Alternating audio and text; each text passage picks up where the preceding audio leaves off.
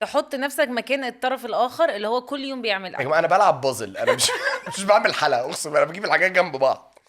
انت دلوقتي انا حد بصحى كل يوم انا هعمل كذا وهعمل كذا النهارده، طب هعمل بقى كذا بكره، طب احضر النهارده كذا واعمل بقى عشان بكره كذا.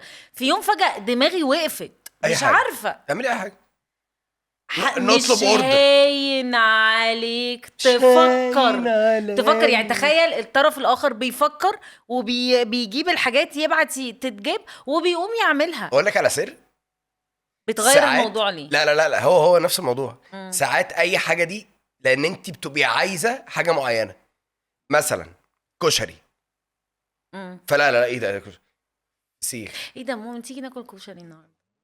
يلا نجيب. اه انا انا عايزك انت تعمليه عشان البيتي احلى. نفسي اعمله تصدق بس ايه ده.